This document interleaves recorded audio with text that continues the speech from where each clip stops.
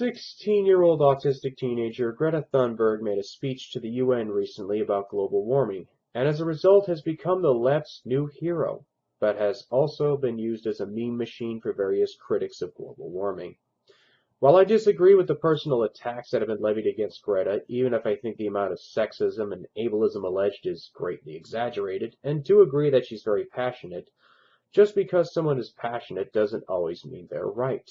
Many of her fans argue that the dour, alarmist tone in her speech is partly due to her being autistic, and while I, as a 33-year-old autistic adult, somewhat agree, it doesn't change the fact that such a speech will, in the long run, harm far more than help the environmental cause, as I will demonstrate in this video. This is all wrong. I shouldn't be up here. I should be back in school on the other side of the ocean. I agree. 16-year-olds shouldn't be used for partisan political speeches, not because they don't have a right to their opinions, but because it's unfair for adults to use children for partisan political purposes, much like Greta's parents and the other adults around her are doing to her. Stolen my dreams and my childhood with your empty words. This is a classic example of scapegoat fallacy. The vague "you" in this case could mean anything the sympathetic listener wants it to mean, which is why it's left intentionally vague. This makes it much easier for the audience to hear what they want to hear, which is good for preaching to the choir, but can backfire on some people who are a bit more neutral. And yet, I'm one of the lucky ones. People are suffering. People are dying. Entire ecosystems are collapsing. We are in the beginning of a mass extinction. Okay, some tangible examples and facts and figures would have helped a great deal here, especially with the people dying line. Citation needed on that one. With that said, Greta's not entirely wrong here, as ecosystems are collapsing, and there actually have been some mass extinctions of various animals due to human activity, even if the global warming part of the equation is greatly exaggerated.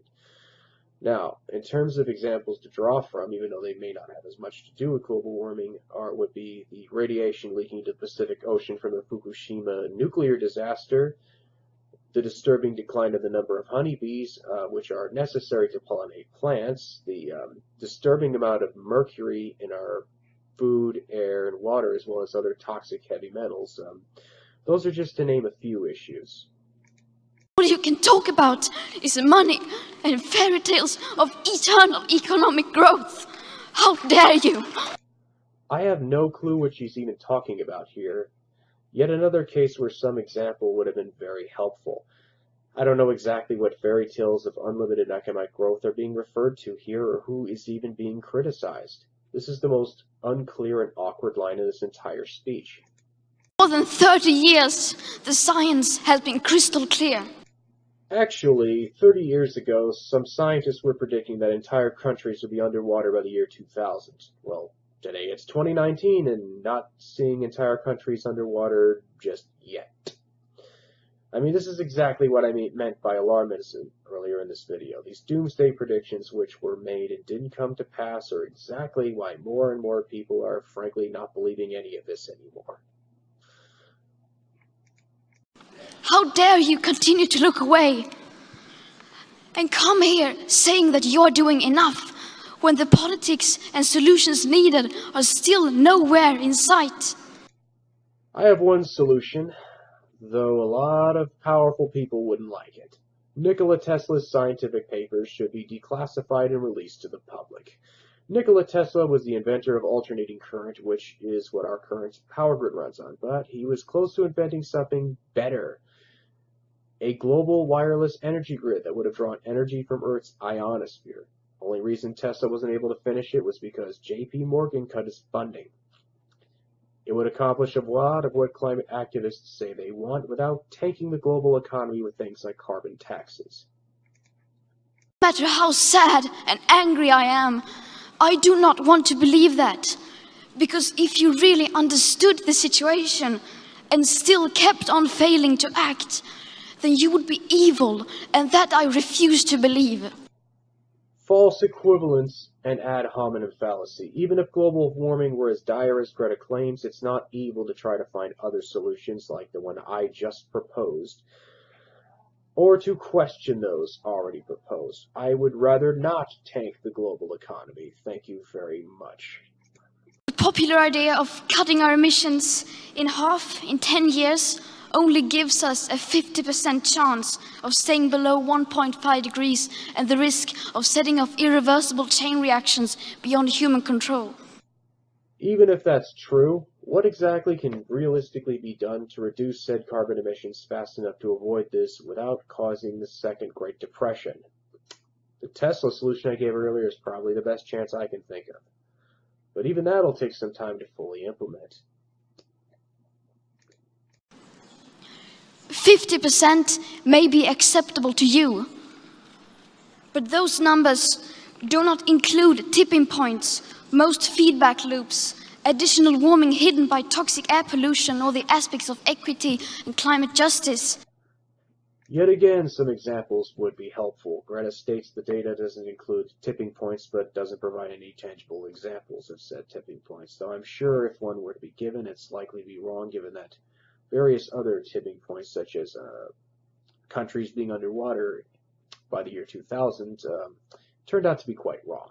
Now, and social justice and its variants, in this case climate justice, which was used here, are buzzwords that can sometimes hide some rather radical solutions, such as one proposed for taxing cow farts, of all things.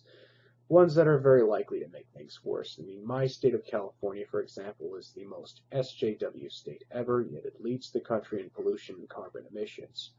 To be fair, this is partly due to California's large population, but you also have major cities in California like San Francisco that have become environmental disaster zones, because you have large populations of people that shoot up heroin and poop in the streets, thanks to socialist policies. They also rely on my generation sucking hundreds of billions of tons of your CO2 out of the air with technologies that barely exist. Link in the description for 10 tech jobs that didn't exist 10 years ago. It's a pretty interesting read. Because these numbers are too uncomfortable, and you are still not mature enough to tell it like it is. You are failing us, but the young people are starting to understand your betrayal. Okay, this comes off as classic savior complex. I won't deny older generations have screwed up in the past and continue to do so, but as we've seen from my generation, the millennials, although I'm kind of the older end of them, and how we have introduced SJW cancel culture into the mainstream, screwing up isn't just limited to the older crowd. Young people also tend to be more idealistic, which is often viewed as a good thing, and older people tend to be viewed as more conservative, which is often seen as a bad thing, but I think it's more of a double-edged sword in both cases. Idealism can be a good thing, but it does need to be grounded in some kind of reality. But you also need kind of some idealism for actual growth and change. I'm a very different person when I was 16. When I was 16, I was a lot like Greta. I was idealistic, but I was also emotional and very angry. I still struggle with anger from time to time, but I was in a very dark place at that age and sensed some of that darkness from Greta, and it does greatly concern me. I held extreme views at the time, but I didn't receive the kind of attention and adoration for them that Greta now has, and for that I am very, very thankful. Now, her speech itself, as I've said before, has passion, but it also lacks facts and figures and is part of a disturbing long-term trend where emotional appeals are emphasized over reason.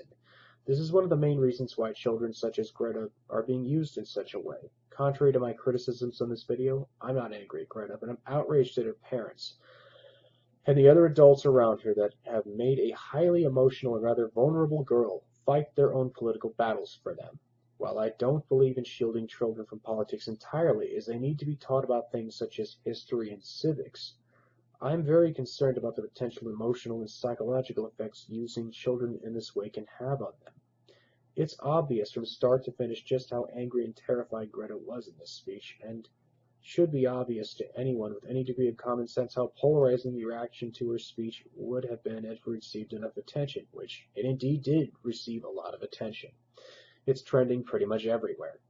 Now, many people on the autism spectrum struggle with black and white thinking. I did, and Greta clearly seems to. This tendency makes an already bad situation that much worse, as Greta herself used the word evil in her speech to refer to people who, in her opinion at least, wouldn't take action on global warming if they knew the alleged consequences. Add to this many teenagers being hormone-driven emotional messes due to their immature brains going through a rather traumatic time. I really do not miss puberty at all. And you get someone who can be highly suggestible. I really hope Greta is one day able to break free of this kind of nonsense. That she's able to become independent from her parents and the adults around her trying to control her. And that she's just able to finally enjoy her life and once in a while at least take kind of a chill pill.